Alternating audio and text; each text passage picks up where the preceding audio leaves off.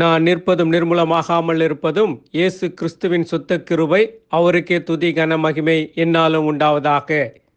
சென்ற நாளிலே தேவனுடைய சத்தத்தை கேட்காமல் வாழ்ந்தவர்களுடைய வாழ்க்கையை பார்த்தோம். இன்றைய நாளிலே தேவனுடைய சத்தத்தை கேட்டு வாழ்ந்தவர்களுடைய வாழ்க்கை, அவர்கள் பெற்ற ஆசீர்வாதங்கள் என்ன என்று நாம் பார்க்கலாம். மனதில் கொள்வோம், தேவனுடைய சத்தத்தை கேட்கும் பொழுது மட்டுமே தேவனுக்கு பிரியமாக, தேவன் விரும்பும் பாத்திரமாக வாழ முடியும்.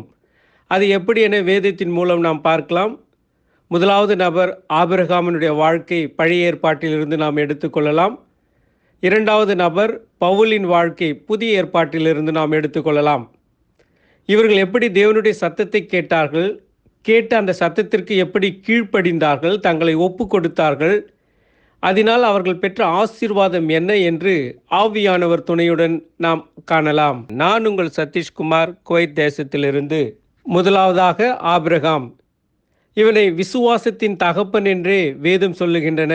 நீதிமானாக வாழ்ந்தான். எப்படி சத்தத்தை கேட்டான் என்று நாம் பார்க்கலாம். ஆபிரகாம் ஆரான் தேசத்திலே தன் தகப்பனுடன் இருக்கின்றான். அந்த நிலையிலே ஆபிரகாமின் தகப்பனான தேராகு விக்கிரகங்களை வணங்குகின்றவனாக செய்கின்றவனாக காணப்படுகின்றான். அதனை யோசுவா 24 அதிகாரம் 2 நாம் பார்க்கலாம். அந்த நிலையிலே தேவன் ஆபிரகாமோடு பேசுகின்றார். அதனை ஆதியாகவும் 12 அதிகாரம் 1 பார்க்கலாம். தேராகு இறந்து விடுகிறான். அந்த நேரத்திலே தேவன் சொல்லுகின்றார், உன் தேசத்தையும் உன் இனத்தையும் உன் தகப்பனுடைய வீட்டையும் விட்டு புறப்பட்டு நான் உனக்கு காண்பிக்கும் தேசத்துக்கு போ என்று ஆண்டவர் சொல்லுகின்றார். ஆண்டவருடைய சத்தத்தை கேட்ட மாத்திரத்திலே அவன் என்ன செய்தான் என்றால், தேவனுக்கு கீழ்ப்படிந்து அந்த இடத்தை விட்டு புறப்பட்டு சென்றான். அதனை ஆதியாகமும் 12 அதிகாரம் 4 நாம் பார்க்கலாம். இதன் மூலம் ஆபிரகாம் தன்னுடைய வாழ்வில் மாற்றத்தை, அதாவது ஆசீர்வாதங்களை பெற்றான். அது என்னவென்றால், விசுவாசத்தின் தகப்பன் என்று பெயர் பெற்றான். அவனுக்குள் புறஜாதியார் தேவனை விசுவாசிக்க ஆசீர்வாதங்களை பெற அவன் ஏதுவாக மாறினான். தேவன் அவனுடைய பெயரையே மாற்றினார். அதாவது ஆபிராம் என்பதை ஆபிரகாம் என்று மாற்றினார். அதனை ஆதியாகமும் 17 அதிகாரம் 5 நாம் பார்க்கலாம். தேவனுடைய வார்த்தை கேட்டு அந்த வார்த்தைக்கு கீழ்ப்படிந்ததன் மூலம் மாற்றத்தோடு கூடிய ஆசீர்வாதத்தை பெற்றான்.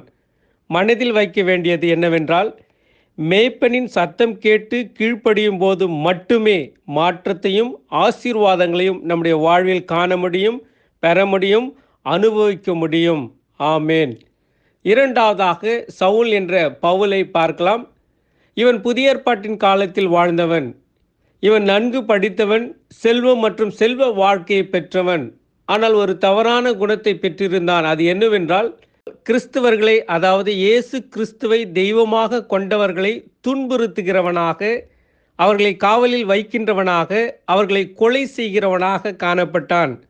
அவர்களுக்கு விரோதமாக சட்டங்களை ஏற்றி வாழ்ந்து வந்தான். இந்த நிலையிலே அவன் தமஸ்குக்கு செல்லும் வழியில் தேவன் அவனோடு பேசுகின்றார். அதனை அப்போஸ்தலர் 9 அதிகாரம் 4 நாம் பார்க்கலாம்.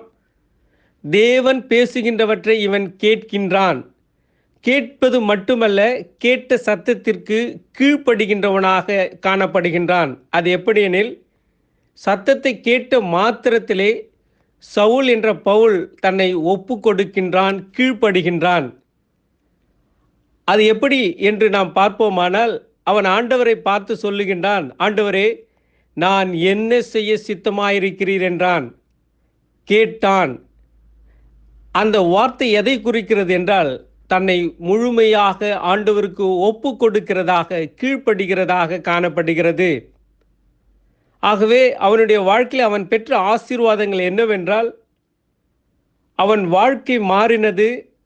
ஆத்துமாக்களை கொள்ளுகின்றவனாக இருந்தான். இப்பொழுது ஆத்துமாக்களுக்கு வார்த்தை என்ற மன்னாவை கொடுக்கின்றவனாக மாற்றப்பட்டான். தேவனுடைய ராஜ்யம் கட்டப்பட பயன்படுத்தப்பட்டான்.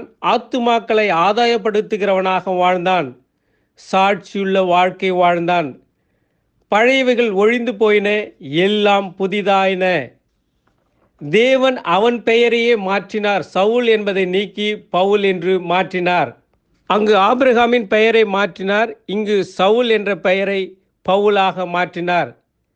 அதற்கு காரணம் என்னவென்றால் ஒரு காரியத்தை நாம் மனதில் கொள்ள வேண்டும். அதாவது இவர்கள் தேவனுடைய சத்தத்தை கேட்டார்கள், கேட்ட வார்த்தையை விசுவாசித்தார்கள், விசுவாசித்த வார்த்தைக்கு தன்னை ஒப்பு கொடுத்தார்கள், ஒப்பு கொடுத்த வார்த்தைக்கு கீழ்ப்படிந்தார்கள். கீழ்ப்படிந்ததின் மூலம் மாற்றத்தை, ஆசீர்வாதத்தை பெற்றார்கள். மாற்றம் வர வேண்டும், ஆசீர்வாதமாக இந்த உலகத்திலே நாம் வாழ வேண்டும், ஒளியாக திகழ வேண்டும் என்றால் முதலாவது தேவனுடைய சத்தத்தை கேட்க வாஞ்சிக்க வேண்டும். சகேயு தேவனை காண வாஞ்சித்தது போல அவருடைய சத்தத்தை கேட்க நாம் வாஞ்சிக்க வேண்டும். சத்தத்தை கேட்கும் பொழுதே அவருடைய சத்தத்திற்கு கீழ்ப்படுகிறவர்களாக, ஒப்பு கொடுக்கிறவர்களாக காணப்பட முடியும். அதோடு நாமும் தேவனோடு நடக்க வேண்டும், புதிய வாழ்க்கை பெற வேண்டும், ஊழியங்கள் செய்ய வேண்டும் என்றால் ஒவ்வொரு நாழிகையும் நாளும் இயேசு கிறிஸ்துவினுடைய சத்தத்தை கேட்க வேண்டும். கேட்கின்ற அனுபவமே விசுவாசத்தை வர்த்திக்க பண்ணும். இதன் மூலம் பரலோகத்தை சுதந்திரிக்கிறவர்களாக நாம் காணப்படுவோம். நமக்குள் இங்கு ஒரு கேள்வி எழும்பலாம், எப்படி நான் தேவனுடைய சத்தத்தை கேட்பது என்று. ஒரு சின்ன செயல்முறையை நாம் செய்யலாம். அது என்னவென்றால், சாமுவேல் சொன்னது போல, கர்த்தாவே சொல்லும், அடியேன் கேட்கிறேன் என்று. இதை எப்பொழுதெல்லாம் சொல்ல வேண்டும் என்றால், வேதத்தை வாசிக்க துவங்கும் பொழுது கர்த்தாவே சொல்லும், அடியேன் கேட்கிறேன் என்று சொல்ல வேண்டும்.